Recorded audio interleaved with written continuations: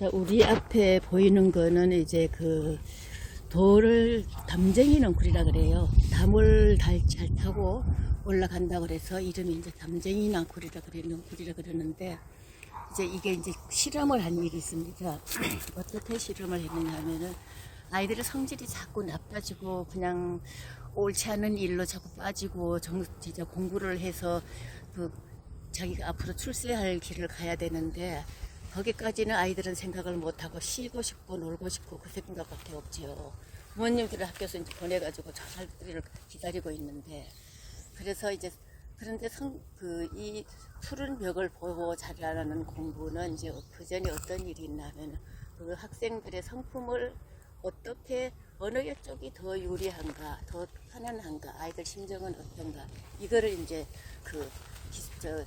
생각을 해가지고 이제 이거를 찾아내야 되겠다 해서, 한쪽 벽은 순전히 그냥 내다보면은, 창가로 내다보면은 그냥 콘크리트 바닥만 쫙 붙어 있고, 한쪽은 또 파란 푸른색으로 이제 변해 있는 거예요. 그래서 그 콘크리트만 보이는 교실에서 공부하는 아이들의 성격하고,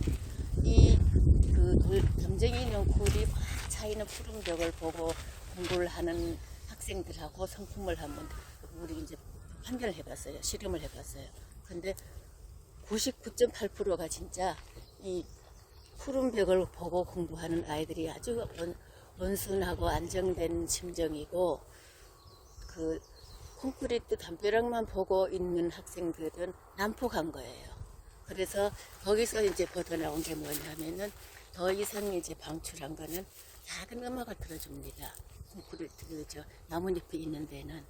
그리고 저쪽에는 이제 음악을 틀면은 엉작엉작하게 막 이렇게 이제 그렇게 조용한 음악이 아니고, 이쪽은 아주 조용한 음악을 틀어주고 이러니까 얘들이 정신적으로 조용한 음악을 들으면 우리가 졸음이 오듯이 굉장히 마음이 안정이 되거든요. 근데 저쪽에는 쿵닥거리고 음악이 이상하니까 그 아이들 성격을 파악을 해보니까, 그래서 가능하면은 학교 주변에도 나무를 많이 심자 하는 것이 그런 경우에서도 많이 있었어요. 그뿐만 아니라 다른 종류로도 나무를 우리가 푸른 산을 가꾸자 푸르게 하기 위해 가지고 나무를 많이 심었는데, 제가 초등학교 다닐 때 어떤 일이 있었냐면은, 보통 학교 가면은 4월 15일 날만 식목일로 했지만은, 그때 당시에는 수업을 하기보다는 나무를 많이 심는 게 우선 최선의 목적이었어요. 하니까 어떻게 해요?